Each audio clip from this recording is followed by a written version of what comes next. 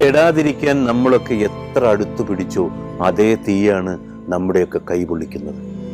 ചതി എപ്പോഴും തിരിച്ചറിയാൻ പറ്റാത്തത് സ്നേഹമുള്ള മനസ്സിന് മാത്രമാണ്. അത് ചിലരുടെ പുഞ്ചിരിയിലും മറ്റു ചിലരുടെ കണ്ണുനീരിലും ഒളിഞ്ഞു കിടപ്പുണ്ട്. ചിരിച്ച മുഖത്തോടെ ചതിച്ചവരെ മറക്കില്ല. കാലവും സന്ദർഭവും ഒക്കെ അങ്ങനെയുള്ളവരെ കാണിച്ചു തന്നുകൊണ്ടേയിരിക്കും. ഏതൊരു ഭീരുവിൻ്റെയും ആയുധമാണത്. അതൊരാളുടെ അയോഗ്യതയും. ജീവിതത്തിൽ സ്വന്തം കുറ്റങ്ങൾ കൊണ്ടല്ലാതെ തോൽക്കുന്ന രണ്ട് സാഹചര്യങ്ങളാണുള്ളത്.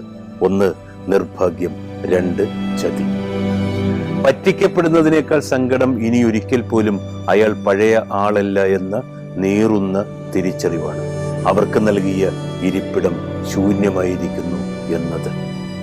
നമ്മെ തേടി വരുന്നവരെല്ലാം തുണയാണെന്ന് കരുതരുത്. ഇരപിടിക്കുവാൻ വരുന്നവരും